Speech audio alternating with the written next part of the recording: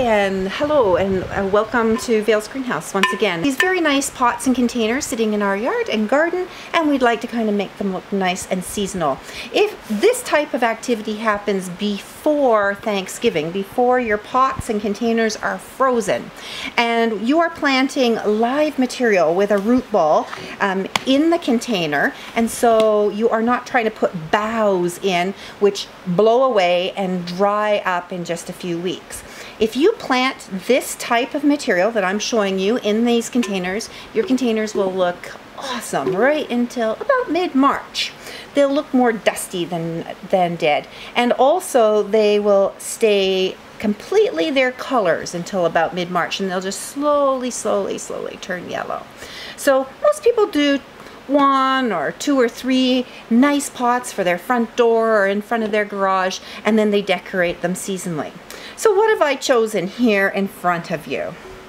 The very first thing I've chosen is a cypress. This is a very popular item that we sell here. It's a yellow cypress. It is not a cedar.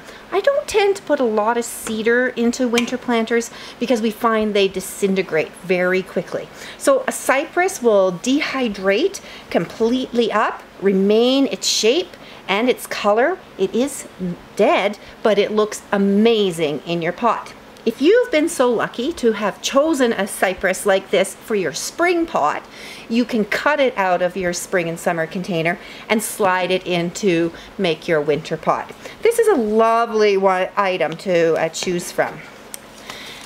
We're going to show you a couple of different designs today, and I also like to use these grasses. I only tend to use carex as grass. I don't use anything outside of the carex family because they don't take the frost, they don't take the snow, and they really disintegrate quickly.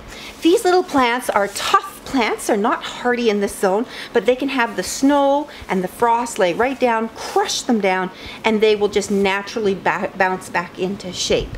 So we love to use all the different carex shapes.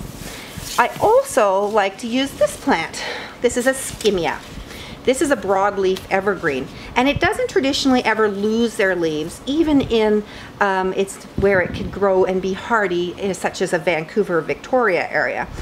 This particular plant will just turn a little bit yellow on the leaves, and we find that they're very durable, and they look really nice in this pot. So the very first thing I did in this pot is I took the plants out, I added fresh growing medium on the bottom, and I will be tucking all of the growing medium in and around once I get my design set, and away we go.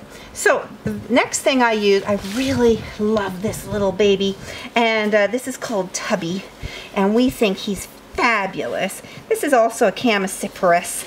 We find Chamaecyparis really hold up to the punch, and they're able to do a great many things in our pots and containers. And this particular little one will turn purple, bright purple in the winter, and it's such a pretty little accent.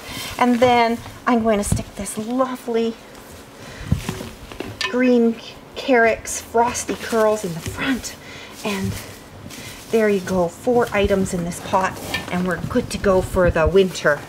And that's quite pretty, isn't it?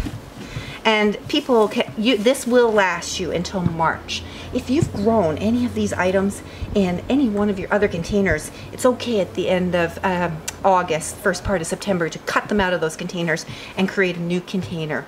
And if you are pre-thinking in the spring, you could put each one of these in another container, and then shift them all over into your winter containers. Use all these interesting textures as evergreens to make us look like we're geniuses, but actually we're just fooling your mother-in-law who's about to come over for Thanksgiving. Could do something like this. And these little evergreen skimias are a real secret. Something like that. And it's so much fun. So once you get this planted up, what's the basic maintenance? Well, the day that you get it planted up, you're going to need to give it a really good drink.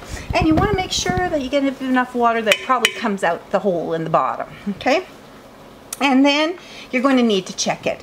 We can get really hot Septembers here, so you may have to water every few days. Once it starts getting to be -5, -3 at night, probably not going to have to water very much. Just if it thaws out during the day, and you can stick evergreens and red berries in here, and it really looks nice.